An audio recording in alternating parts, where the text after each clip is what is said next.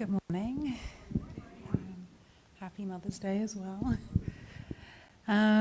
Okay, so I had no idea when I embarked on my journey to become a single mother by choice that there is no such thing. So taking a step back a bit, when I answered the call to be a mum, I was a high-flying executive. I had a fantastic career, I had all this money. I was well positioned to bring a baby into my life. And along the way of my IVF journey, I got fired and I started a business. So I initially told myself a story about I accepted my circumstances, but maybe it's not the right time to become a mom. You know, I didn't have security, I didn't have money, probably not the best time. And as it happened, in order for me to receive my son, I needed to release my fears about not having enough money and it being the wrong time, because to be honest, back when I was a high-flying executive, I was worried about not having enough money anyway. So, you know, may as well be now. So I moved forwards with being pregnant at a time when I had the least amount of money in my life, with no employment security whatsoever. And I took this leap of faith. You know, when I was pregnant, let alone, you know, I didn't know what country I was going to have my baby in, let alone what hospital, because things were just so uncertain. I just didn't even know, like, would I have to sell my house and leave? I just didn't know. But I took that leap of faith. And there came a time during my pregnancy when I really needed help. You know, I'm a single mother by choice at this point, and I'm fiercely independent, and I just struggled to ask for help. And my soul friend, Shauna, thank you to her, reflected to me in a moment where I was laid up on my sofa, couldn't even move because I'd hurt my back. My groceries are on the doorstep that I'd had delivered. I couldn't even get up and pick them up to bring them in. And she'd offered to come round and help me pick them up and bring them into the house. I'm like, no, it's fine. I'll figure out a way to drag them in by myself at some point. I'll leave them on the doorstep for now.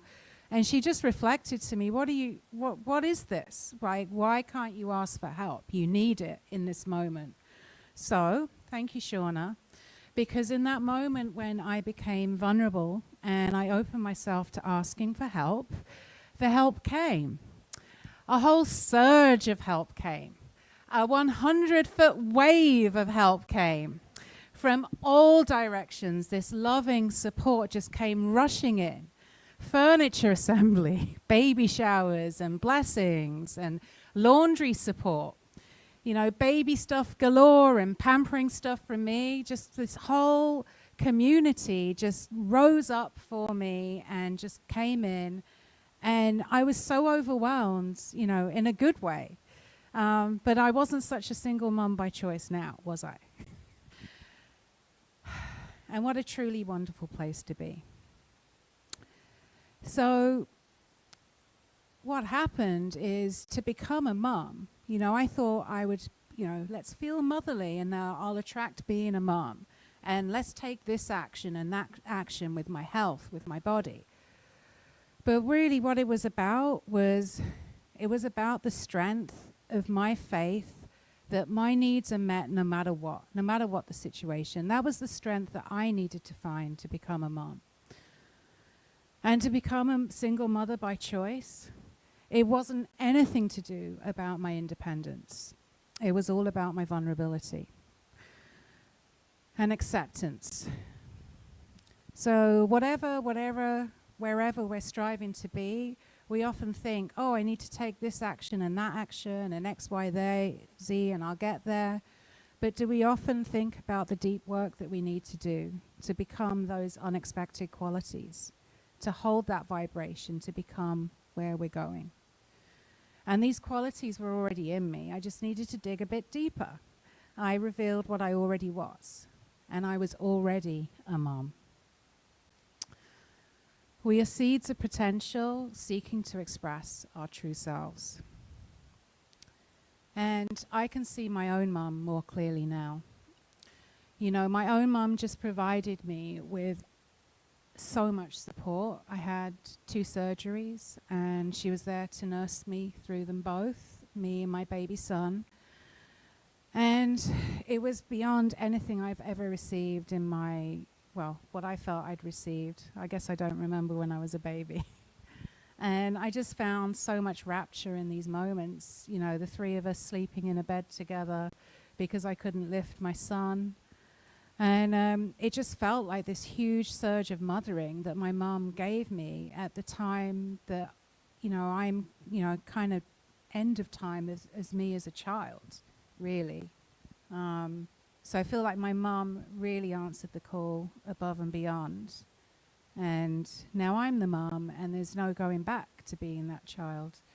So I'm moving forwards with shepherding my son. So the thing about developing strong faith in all my needs are met is it just got me to more of my needs being met.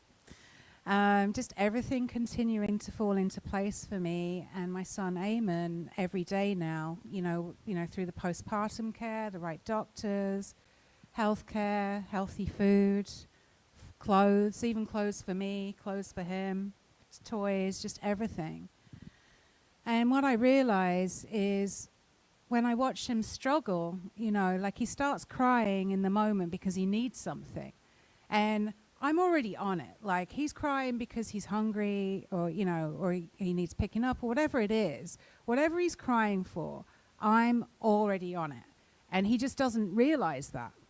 You know, even when I have to get out of the bath to go and soothe him when he's supposed to be asleep, I'm on it because all his needs are met. And I understand this inherently. And I also understand from this that, again, all my needs are met because I'm a child of divine intelligence. And, you know, when I need something, there is a response. I might not be able to see it. It's out of my purview, but there is a response. And, you know, Eamon and I, that's my son, and he's responding right now. We're just a powerhouse of our needs being met because I'm just compounding on my faith now because I know all his needs are met. So that compounds now me knowing all my needs are met. And it really is that simple. You know, our minds make it more complex. You know, we have to think about, you know, something that it may not really be what's in our heart, but it sounds good. And the universe always answers our heart, or it also always answers us, you know, when there's something urgent. It's there. It may not be what we think we want. It may not be the timing that we want, right? And it may not be in the way that we want. But when we work in partnership with it instead of resisting it, that's when the true growth comes. And I know this because I didn't plan to be a single mum by choice, right? But I answered the call. I didn't resist it. And I didn't really plan to be a mum with financial unsurety.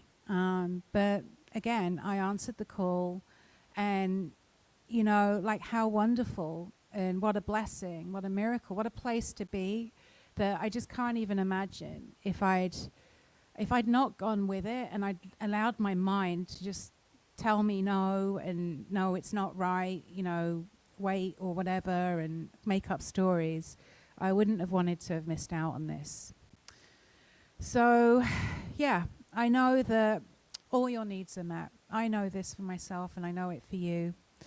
And maybe you need to reveal more qualities of yourself, or maybe you need to have some faith, give it some time. But I do know all your needs are met. So, on that note of asking for support, things are heating up here in Napa right now. So I just wanted to throw out there, if you know anyone who could help me figure out some cooling systems at home to keep Eamon, like to stop him from overheating, just let me know after service. All right, so I was going to introduce my new best friend. We have a video of